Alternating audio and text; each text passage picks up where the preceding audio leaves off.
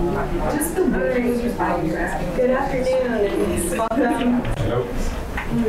Welcome to the Development Reimagined Speaker Series presented by the Innovation and Global Development PhD program for the School for the Future of Innovation in Society. Development Reimagined is purpose-built around themes within global development. Last semester, the theme was disrupting development, and this semester we are discussing dynamic voices of development. The Student-Centered Speaker Series provides critical opportunities for leadership, organization, and implementation of events related to global development studies. And along with that, we do have one coming up on April 19th also to be aware of. We'll be hosting Bart Entz, the North American representative for the Asian Development Bank, and for IGD students, we'll also have the opportunity to have a separate dinner with him as well. And so just keep an eye out for more information on that in the coming months. And my name is Brianna Davis. Didn't get dinner. I'm a student in the IGD program, and I'm very pleased to have the chance to introduce our speaker, Professor Clark Miller. Professor Miller is one of our own here at SFIS, and as well he's the director for the Center for Energy and Society.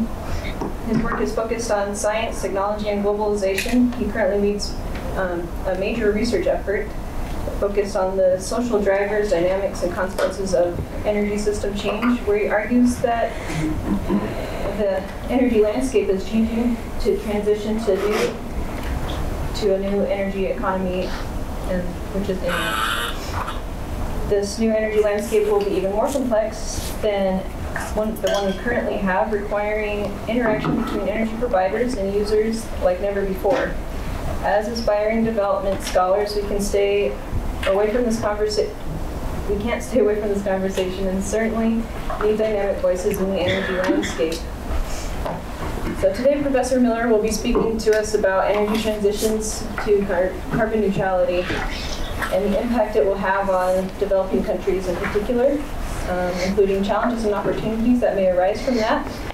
And there will, of course, be winners and losers in the new energy landscape, and I'm sure we'll get to know of those concerns from Professor Miller. After about 45 minutes into the presentation, we will open the floor up for a discussion. And Chris Barton, right over here, he was going to be moderating the talk.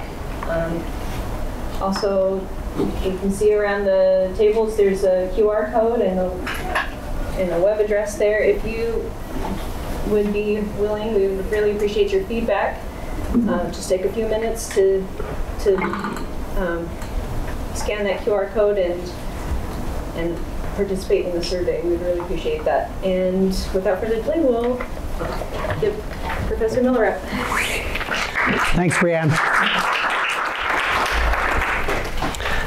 It's an enormous pleasure to be here today, to have a chance to chat with the many diverse crowds that are in the room from different parts of what I do here at ASU about something that is near and dear to my heart, which is these days energy transitions and how we understand the journey that we are all about to go on. And the different ways in which that journey will encompass us as individuals, as communities, as countries, and as a world in the next, let's just say 3 decades for the heck of it. 2020 is a somewhat momentous year with regard to energy transitions, in that the vast majority of the organizations that are now committing themselves, both in the private sector, in the last 3 weeks you may have seen announcements from BlackRock, British Petroleum, Delta Airlines, and a number of other companies committing themselves to carbon neutrality. In the past few years, we have seen major metropolitan areas all over the globe commit themselves to carbon neutrality, including both Phoenix and Tempe here locally. Also in the last 6 months, we've seen both of the major utilities in the Phoenix Valley, SRP and APS, commit themselves essentially to carbon neutrality goals. And the target date for the vast majority of those target goals across the spectrum is 2050.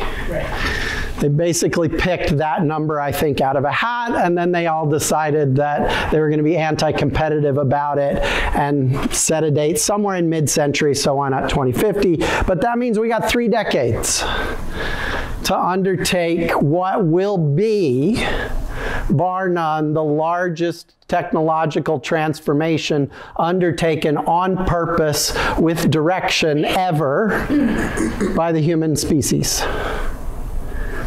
We will rip out the core of the global industrial economy. And if you don't believe me, the last time I looked at the global Fortune 500, the list of the 500 largest companies in the world by market capitalization, 18 of the top 20 of them either pumped oil out of the ground, sold electricity, or sold automobiles that drive us around by converting that oil into motive energy. 18 of the top 20 largest companies in the world are in the energy sector writ large. We're going to take the heart of that global economy, which is the fossil fuel economy. We're going to rip it out. We're going to replace it with a different set of technologies that work sort of like the ones that we've got, but in lots of ways not like the ones that we've got. And in the process, we're going to undergo a substantial reconfiguration of just about everything social and economic that we care about in some way, shape, or form. We don't know all the details of what that's going to mean. For example, it may be somewhat simple in that we might replace vehicles, individually owned automobiles with internal combustion engines in them that run on gasoline with with individually owned automobiles that, we plug into the wall and that run on electricity. At least at that level, simple. But in order to do that, we would have to double the size of the electricity grid, because we currently consume about the same amount of energy running our vehicles around from fossil fuels as we do producing electricity to make lights and other things that electricity does for us, right? And then there's another third, which is making steel and otherwise running industrial processes, again, mostly using fossil fuels at the moment to drive industrial heat processes. That's another third of the global energy consumption chunk that we also have to electrify in some way, shape, or form or another. There's some interesting ways, for example, to make steel using electricity-driven processes rather than high heat-driven processes. They're very expensive at the moment, but they're out there. So when BlackRock made their announcement a few weeks ago, 3 weeks ago, 4 weeks ago, I guess now, sorry. Time is moving fast. So BlackRock, if you don't know them, they're the world's largest financial asset manager. They manage pension funds. They manage other large pools of money that other people have. They give that money to BlackRock, and BlackRock invests it in the stock market and other kinds of investments. BlackRock is the largest company in the world that does that. They have $7 trillion of other people's money that they invest. So if you think about BlackRock, they have $7 trillion worth of all of our retirement accounts. and all sorts of other sources of money, like all of our insurance companies that we get our insurance from, all their money is in BlackRock, right? So everybody who has money in some sort of an account they're trying to grow it, has given that money to BlackRock, and then BlackRock takes that money and invests it in every publicly traded company on the planet, right? So they're this middle person between, half the economy and the other half of the economy. And they basically announced 4 weeks ago that they were going to put the low-carbon energy transition, the transition to a low-carbon economy was the phrase that they used, at the centerpiece of their investment portfolio, right? So big deal. When they did that, the CEO of the company, a guy by the name of Larry Fink, said, in order to do this, we're going to have to see a significant reallocation of capital in global financial markets. So when somebody who sits on $7 trillion says to me, we're going to see a significant reallocation of capital, he's not talking about a few $100 million here or there, right? There's a lot of money is going to move from one part to the other. The International Energy Agency has estimated it's going to run us about $70 trillion to get a clean energy economy going forward. To do that, taking out that heart of the global economy and putting back in a different one that doesn't produce carbon, but otherwise does the same thing. So it's a huge technological transformation. It's a huge economic transformation.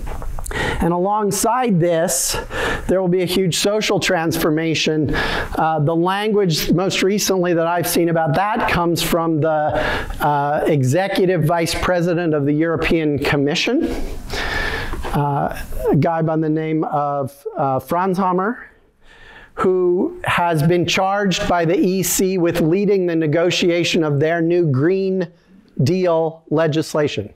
It's not a Green New Deal, but it is the legislation that the European governments are putting together collectively that will allow them to get from 2020 to 2050 and come out carbon neutral at the other end. They are negotiating the final details of that legislation right now, and at the opening of that most recent negotiating session, Frans Timmermans stood up and basically said, we are talking about an epic societal transformation. That was his language, right, to go along with this. And I'll say a little bit more about that in a minute to give you a feel for what that means. But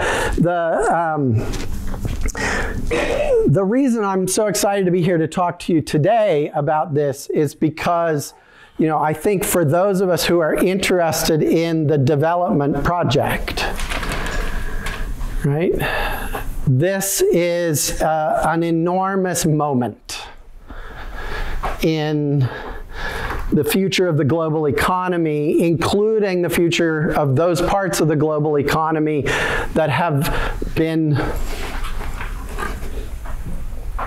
for lack of a better word, developing, right, over the course of the last century. Now, I'm going to argue in a minute that's basically everybody, including us, right? That essentially the energy project and the development project for the last 150 years have been one and the same project. And so that's an important sort of piece of the puzzle for thinking about what this energy transition means.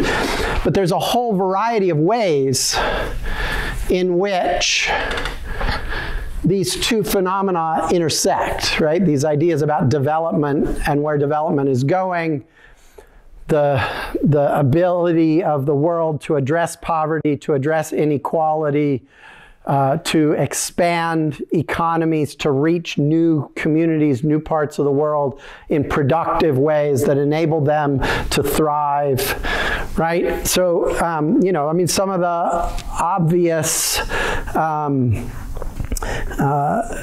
the development of electricity systems and the development of fossil fuel-based transportation systems have been integral to what we've seen as the development project historically in these countries.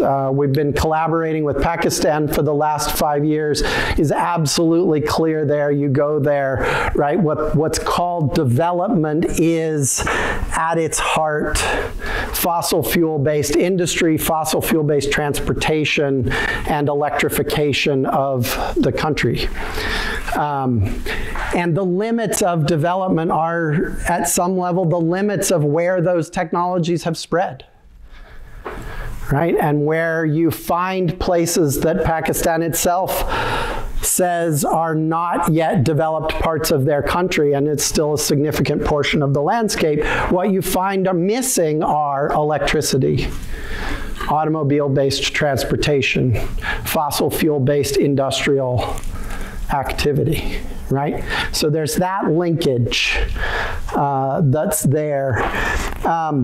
There's a second linkage, of course, that many parts of the global oil economy that underpin an enormous fraction of our global economy, the extraction part of those happen in developing countries. Right? So in Africa, Nigeria, in Latin America, in Venezuela, in the Middle East, and elsewhere, right? So this has been one of the routes by which historically some parts of the world have sought to become part of the global economy is by supplying energy resources. Obviously, if we shift away from a fossil fuel-based economy, we see the same kinds of challenges in those places, perhaps significantly larger than we have, but the same kinds of issues that we've seen here in places like the Navajo Nation, Western Kentucky, where I'm from, Wyoming, northeastern Wyoming, right? Coal country in the United States, which is now suffering significant economic challenges precisely because we are rapidly ending the coal portion of the US energy economy.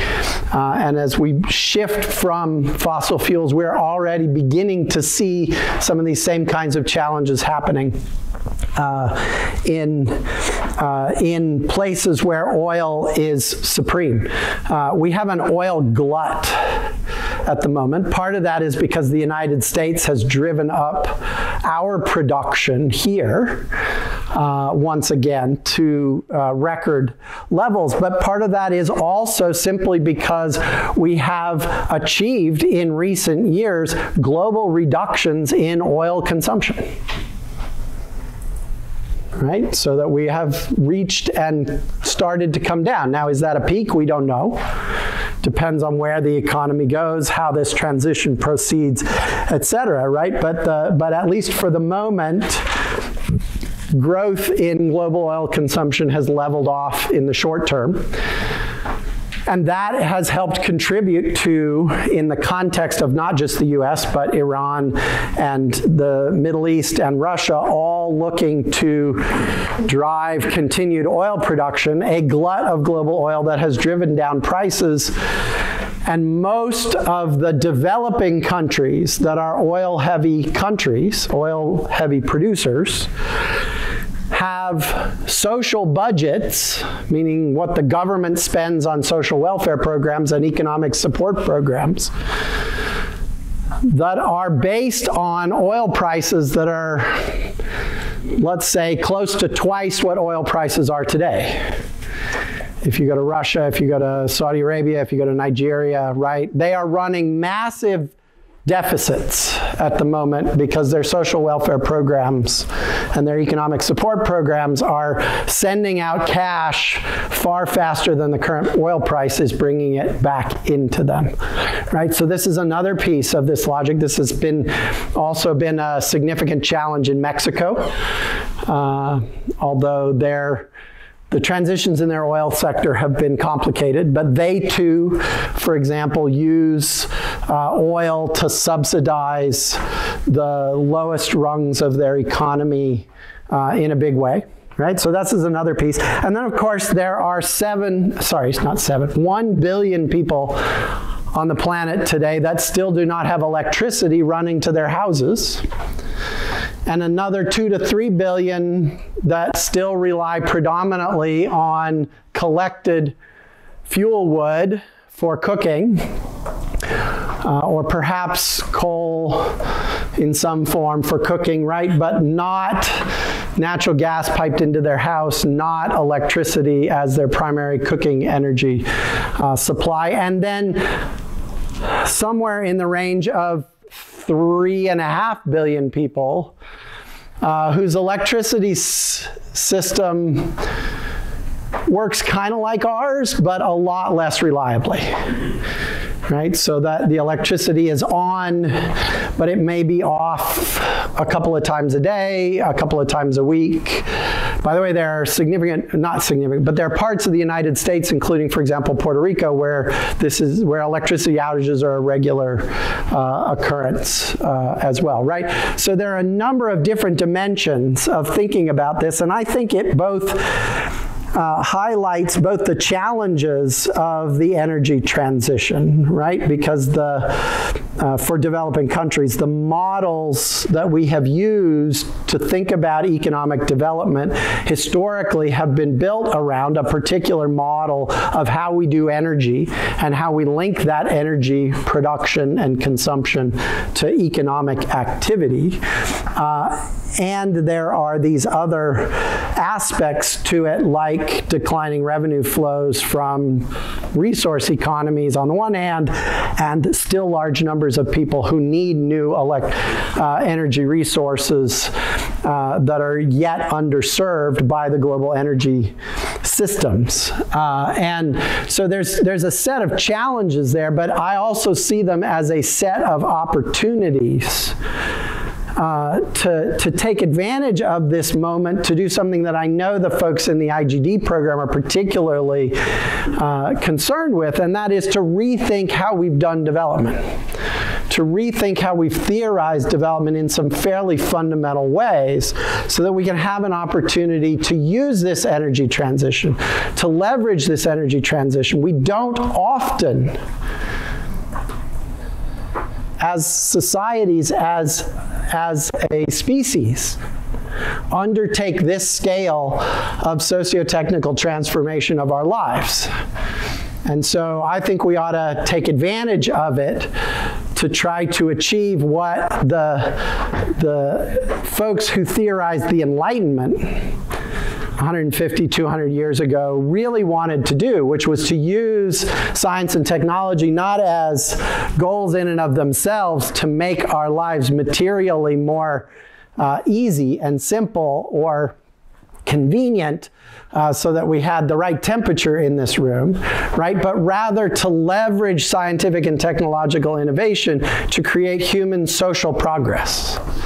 And that is, I think, the opportunity in front of us. And if I could make it as simple as possible, it would be this.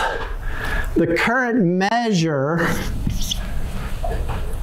of success in the energy transition is to get net carbon dioxide emissions to zero.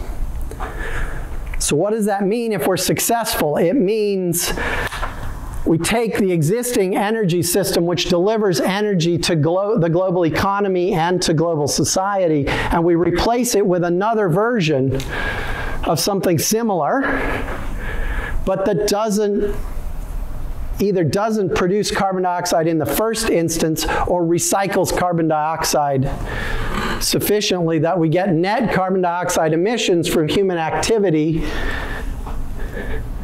to be zero. So that we're either not emitting it in the first place, so that's solar, wind, geothermal, nuclear, those kinds of power sources, or if we're using carbon-based energy sources, we're capturing that carbon dioxide once it's been emitted into the air at the same rate and doing something else with it, right? Either storing it or recycling it in some meaningful way. But if you think about it, right, we're talking about spending $70 trillion to do that. That's an awful lot of money for what's essentially a technical outcome criteria. Now, it's not an unimportant technical outcome criteria. We have to do this in order to minimize climate change. over the coming centuries, right? So it's a big deal that we be able to do this. But there ought to be, in my opinion,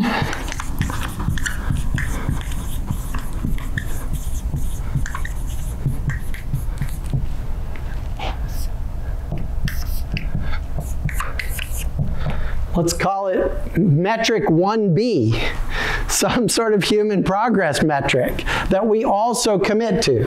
That if we're going to spend this $70 trillion, we do it in a way that also generates a lot more human well-being, a lot more human progress, however we want to think about that, right? And I'm not here to tell you what that looks like, although there's lots of people in the room who've thought really hard about what the development project should be looking for in terms of long-term human outcomes, right? But I'm just going to argue in our talk about energy transitions, we ought to put this front and center.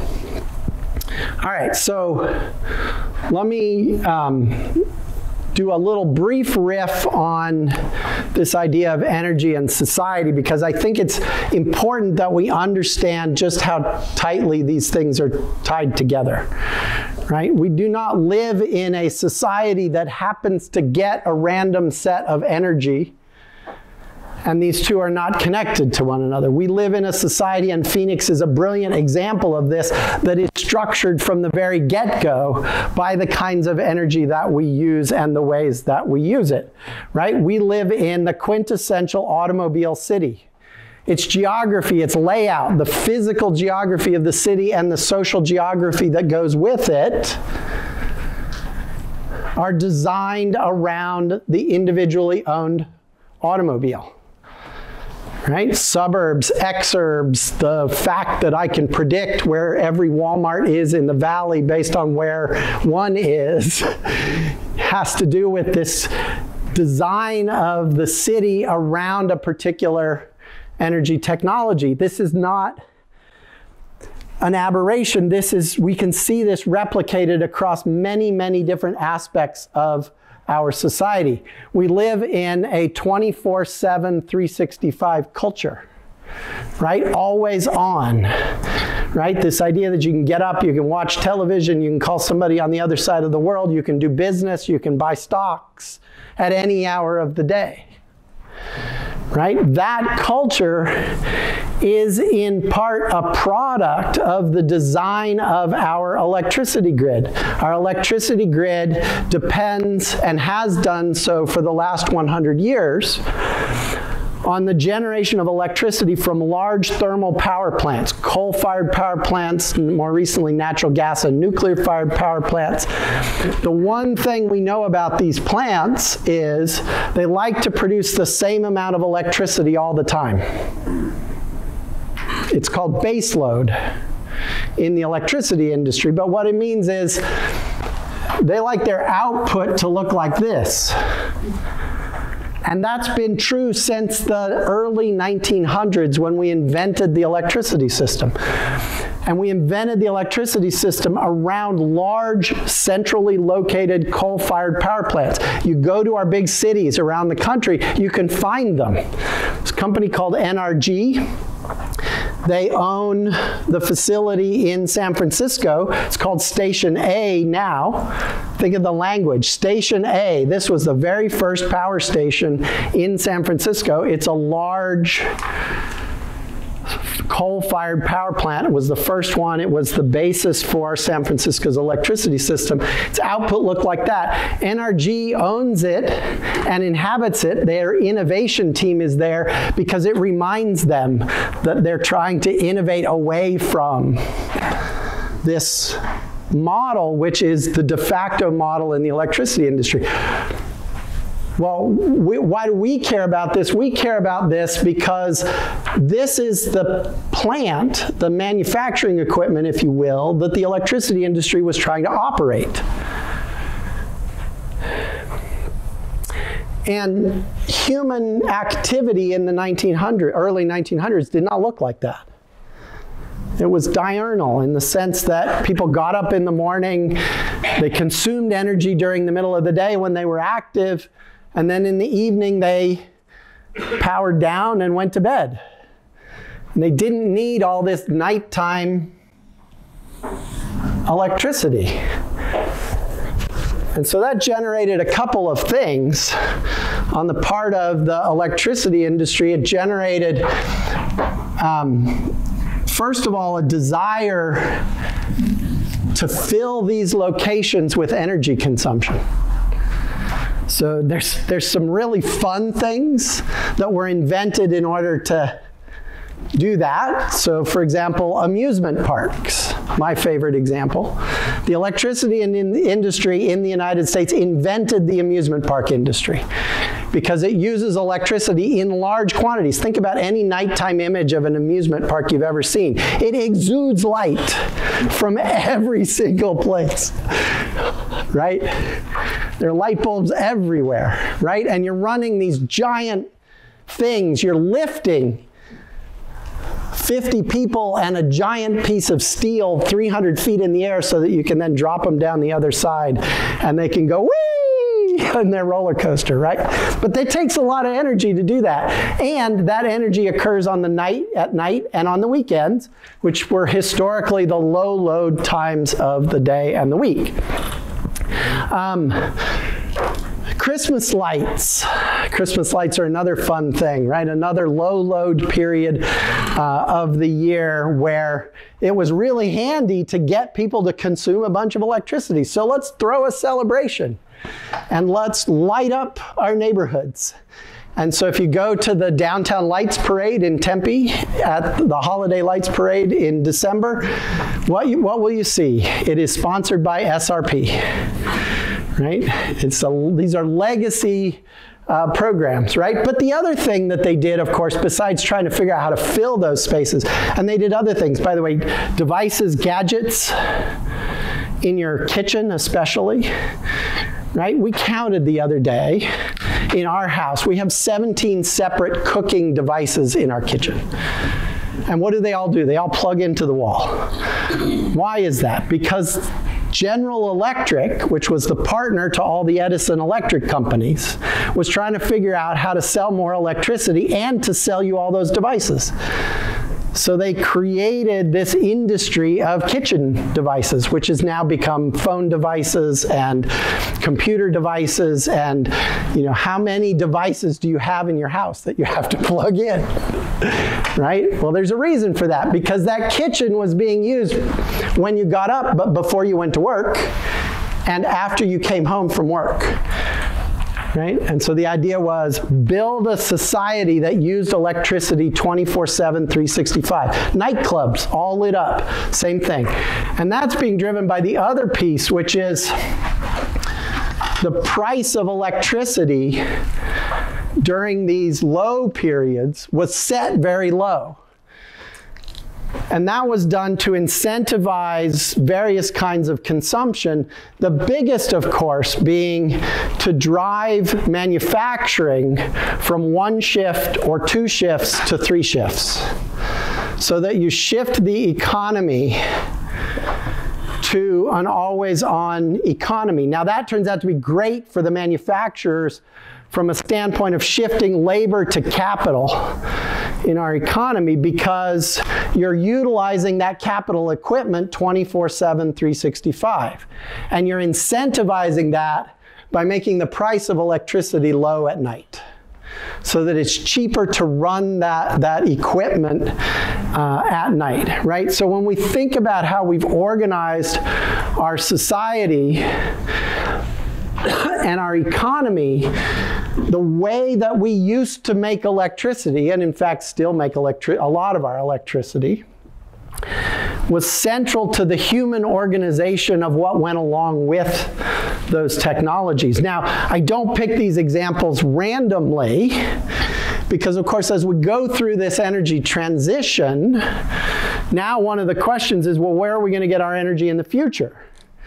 And by almost all the projections of when we get to 2050, if we've managed to get to carbon neutrality, where is our energy going to come from? The anticipation is at least half of it, maybe more, but at least half of it is going to come from sunlight. Photovoltaics. And the reason is because photovoltaics right now is the cheapest source of electrons. But of course, the sun doesn't shine 24/7, 365. The sun shines in the middle of the day. So one of the things I like to say is, if in fact it's true 30 years from now that we get half of our electricity from the sun, we will reorganize our world around energy consumption in the middle of the day. We will no longer have talks like this one at noon, because we're not consuming enough energy right now to justify sitting around in this space. The most energy-intensive parts of our work lives will be the parts that happen between 10 a.m. and 2 p.m. because that's when the energy will be cheap. And every minute after 2 p.m., that energy is going to get more and more expensive.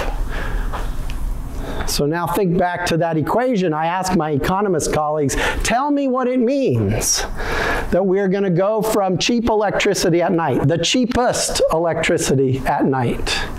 Sometimes industry gets electricity for free at night under the current pricing scheme, to one in which the most expensive energy over the course of a 24-hour period is going to be at night.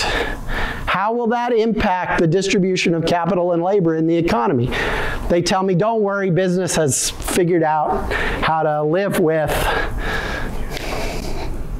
high capital business models and they won't change. And I'm like, I don't believe it. I think it will change. But these are the kinds of big picture connectivities between energy and society and energy and the economy, we can put that out here, that I think are at stake as we think through then this question of how does this play into development. So we're asking 3 questions at the Center for Energy and Society about these transitions. So how do we navigate them? Because you think about what it means for a company like APS or SRP to go from operating large coal-fired power plants to operating solar power plants, a smart grid, wind power plants, demand management programs, load shifting, right? It's, as an organization, it impacts their business model, it impacts their organizational culture, it impacts the kinds of people that they need to hire, the kinds of training that they need to provide them. So when we think about these transitions, they're not just plug and play technologies, they're also, we have to change organizational cultures and workforces. We have to change economic relationships and markets and how they work. We have to change all kinds of other things. So how do we navigate those human complexities of an energy transition? The second one is this one that I already mentioned, right? What are the human outcomes of transitions and how do we leverage transitions in order to get improved outcomes? I think it will be one of the great moral failings of human history if we don't come out of the energy transition of the next 3 decades and have roughly comparable energy and electricity access worldwide for every single person on the planet. Think about it as the Rural Electrification Act for the rest of the world, right? We did this in the 30s in the United States because we just spent the money to do it.